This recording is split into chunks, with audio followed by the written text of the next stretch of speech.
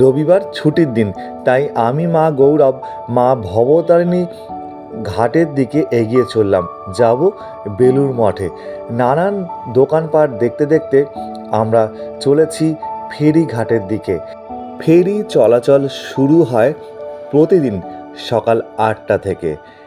মা ভবতারিণী ঘাট থেকে ফেরি ছাড়ে সকাল 8টায় এবং বেলুড় মঠ থেকে ফেরি ছাড়ে সন্ধে 7:30টায় এবং মাথা পিছু নেয় 11 টাকা করে, মানে 11 টাকা যেতে 11 টাকা আসতে, মানে ওই এক একজনের লাগে মাথা পিছু 22 টাকা।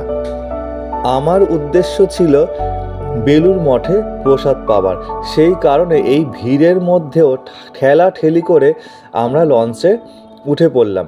নদীর পক্ষে যেতে বেশ ভালোই লাগছিল, হালকা হালকা শীতও পড়ে গেছে।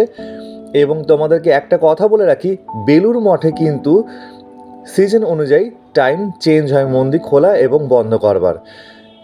যেমন এখন সকাল 6:30টায় মন্দির খোলে, দুপুর 11:30টায় বন্ধ হয়ে যায়। সকাল 8টা থেকে বেলা 11টা পর্যন্ত ভোগের কুপন দেওয়া হয়। তবে আমরা শুনেছিলাম ভোগ নাকি ফ্রিতে খাওয়ায়, তোমার সামর্থ্য অনুযায়ী তুমি যা দেবে দিতে পারো। হ্যাঁ, মহারাজ আমাদের কিছু বলেননি, মানে যিনি কুপন দিচ্ছিলেন উনি কিছু বলেননি, তবে বলেছিলেন শুধু দিন। তা আমি কি করব, আমরা 3 জনের 50 টাকা করে 150 টাকা দিয়েছিলাম এবং ওখান থেকে 3টে ঠোঙায় বাতাসা দিয়েছিলেন প্রসাদ হিসেবে। তারপরে সেই কুপন নিয়ে আমরা গিয়েছিলাম প্রসাদ কক্ষের দিকে। মা শারদার নামে প্রসাদ ভবনটি তৈরি করা হয়েছে এবং একসাথে প্রায় আমার মনে হয় 1,500 মানুষ তো প্রসাদ কক্ষে প্রসাদ খেতেই পারবে। খুব সুন্দর পরিষেবা এবং এইখানে থালা আগে থেকে পাতা থাকে, 1 গ্লাস জল দেওয়া থাকে। তবে আমি জানি না যে এখানকার মেনু রোজ চেঞ্জ হয় কি না। আমরা পেয়েছিলাম হচ্ছে প্রসাদের মধ্যে দই সন্দেশ দিয়ে, ফল দিয়ে, চাল কলা মাখা, যেটা খেতে সত্যি খুব ভালো লেগেছে। তারপরে ছিল খিচুড়ি, আলুর তরকারি অথবা আলুর দম, কি বলবো আমি বুঝতে পারলাম না। তার সাথে ছিল কুমড়োর চাটনি আর ছিল পায়েস। এখানে কিন্তু খিচুড়ি বা যে কোনো আইটেম নিয়ে আসে দুবার, এই দুবারের বেশি তোমাকে দেওয়া হবে না, তাই দুবারে যার যতটা লাগবে সে নিয়ে নিতে পারো।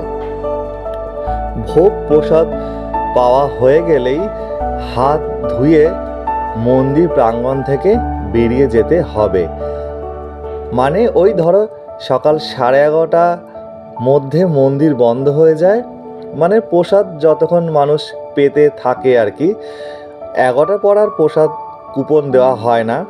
প্রসাদ পেতে যতগুলো মানুষ ভেতর ঢুকে যায় তারা বেরিয়ে গেলে মন্দির পুরো বন্ধ হয়ে যায়, আবার খোলে বিকেল 3:30 থেকে 8:30 পর্যন্ত খোলা থাকে।